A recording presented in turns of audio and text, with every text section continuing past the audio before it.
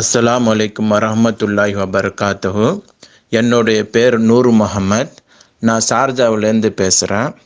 என்னோட கேள்வி, ஜும்மா தொழுகை தொழுகும்போது இமாம் மெம்பரில் ஏறி நிற்கும்போது ஒரு கைத்தடியை அந்த தடி ஒன்று பிடிச்சிக்கிட்டு நிற்கிறாங்க. அது எல்லாம் நாடு ஃபுல்லாக, அது கல்ஃப்லேயும் சரி இந்தியாவிலும் சரி, அது பிடிச்சின்னு தான் நிற்கிறாங்க. அது எதனால் பிடிச்சி நிற்கிறாங்க? அதோட மூல காரணம் என்ன? நம்ம ஊர் சைடு கடலூர் நான் கடலூர் சைடு பள்ளிவாசலெல்லாம் இமாம் மெம்பரில் ஏறினவுடனே அந்த தடி ஒரு பக்கமாக சாத்திருக்கும். அதை ஒரு ஆள் எடுத்துன்னு வந்து ஏதோ ஒரு பைத்து சொல்லி அந்த இமாம் கையில் கொடுக்குறார். இது கரெக்டு தானா? இந்த கைப்பிடி எதுக்கு பிடிச்சின்னு நிற்கிறாங்க? இதை பற்றி விளக்கவும். அஸ்ஸலாமு அலைக்கும் வரஹ்மத்துல்லாஹி வபரகாத்துஹு. ஷார்ஜாவில் இருந்து நூர் முகமது கேட்குறார். என்ன கேட்குறாருன்னா, ஜும்மா தொழுகையில் இமாம்கள் ஒரு கைத்தடி வச்சுருக்குறாங்க. சில பகுதிகளில் வாளை வச்சுருப்பாங்க, ஒரு வாள் பிடிச்சி சொல்லுவாங்க. சில பகுதிகளில் அந்த கைத்தடியை எடுத்து கொடுப்பதற்கு ஒரு மந்திரமெல்லாம் ஓதி அந்த மோதினார் இமாம்கிட்ட என்ன செய்வார், கொடுப்பார். இந்த கைத்தடி விஷயம் எப்படி வந்தது, ஏன் இந்த கைத்தடி வைக்கிறார்கள் அப்படிங்கிறது தான் இவருடைய கேள்வி.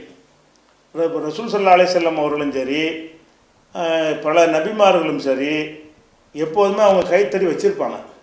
இப்போ நம்மளாம் கைத்தடி வைக்கிறது கிடையாது. ரசூலுல்லாவோட வயசு நம்ம கூடி போயிட்டா கூட நம்ம நாட்டில் யாராவது கைத்தடியோடு அலைகிறாங்களா? யாரும் கைத்தடி அலைய மாட்டோம்.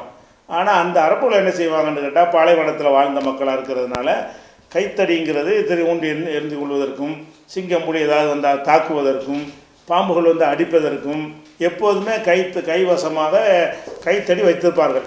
மூசா நபி ஒரு இளம் வயசாக இருக்கும்போதே கைத்தடி வச்சுருந்தாரா இல்லையா? அவர் அப்போ தான் கல்யாணம் பண்ணிட்டு வர்றாரு. கல்யாணம் பண்ணிட்டு மனைவியோடு வரும்போதும் அல்லாஹ் என்ன செய்கிறான், அவர் நபியாக தேர்ந்தெடுக்கிற கூப்பிட்றான். அப்போ கல்யாணம் பண்ணிட்டு வரும்போது என்ன வயசாக இருக்கும்? அதுக்குரிய வயசாக தான் இருக்கும்.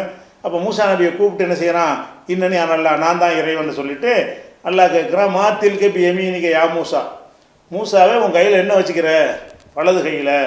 இது என்னுடைய கைத்தடி, இதை கொண்டு ஆடு மாடுகளுக்கு இலை பறித்து போடுவேன், பல தேவைகளை நிறைவேற்றி கொள்வேன் அப்படின்னு அவர் சொல்கிறார்.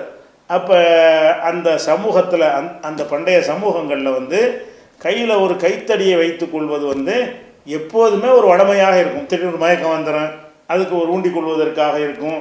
இப்படி பல விஷயங்களுக்காக வேண்டியும், அல்லது சிங்கம் புலிக்காரடு காட்டியறமை இப்படி என்னவா தாக்குதலுக்கு வந்துச்சுன்னு சொன்னால் டக்குன்னு உடனடியாக பாதுகாப்பதற்கு அந்த கைத்தடி உதவும்.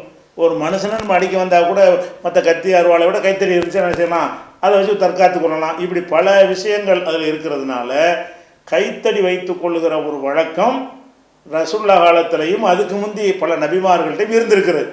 கிழவனாக போய் தான் வைக்கணும்னு கிடையாது, இளைஞராக இருக்கிறவர்கள்ட்ட என்ன இருக்கிறது, அந்த கைத்தடி வைக்கிற வழக்கம் இருந்தது. இப்போ நம்ம நாட்டில் அந்த வழக்கம் இல்லை, ஒரு காலத்தில் இருந்துச்சு.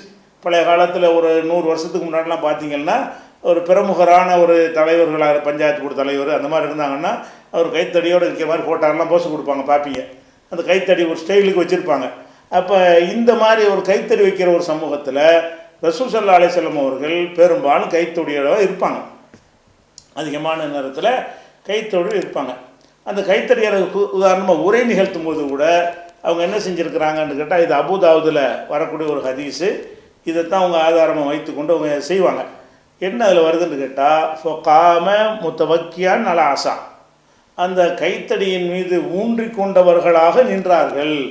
அப்போ அந்த கைத்தடி சும்மா ஒரு அலங்காரத்துக்கு, இங்கே இப்போ கைத்தடி எப்படி பிடிக்கிறாங்க, தோளில் இப்படி சாய்ச்சிக்கிட்டு இப்படி வச்சுக்கிட்டு புஸ்தகத்தை வச்சுக்கிட்டு பிடிச்சும் பிடிக்காமையும் இப்படியாக்க இந்த ஆலிம் சாக்கள் என்ன செய்கிறாங்க, கைத்தடியை ஒரு பறக்கத்து மாதிரி வச்சுக்கிட்டு இருக்கிறாங்க. அதுவும் கைத்தடிங்கிறது எப்படி இருக்கணும்னு கேட்டால், நம்ம கை உயரத்துக்கு தான் இருக்கணும், இவ்வளோ உயரத்துக்கு இருக்கக்கூடாது. கைத்தடிங்கிறது தலை உயரத்துக்கு மேலே இருக்குது, அதுக்கு ஒரு கைத்தடியா? உலகத்தில் எவனாவது கைத்தடியை தன் உயரத்தை விட அதிகமாக வச்சுருப்பானா? இந்த அஜர்த்துமார் வைக்கிறதுலாம் அது உலக்கையில் வருமே தவிர உலக்கை கூட அந்த உயரத்தில் இருக்காது. இது கைத்தடி கணக்கில் வராது. கைத்தடிங்கிறாங்க அந்த அசரத்தை விட உயரமாக இருக்குது. அதுக்கு பேர் கைத்தடி கிடையாது. கைத்தடின்னு சொன்னால் இடுப்பு மட்டத்துக்கு இருக்குது, கையை ஊண்டி கொள்வது.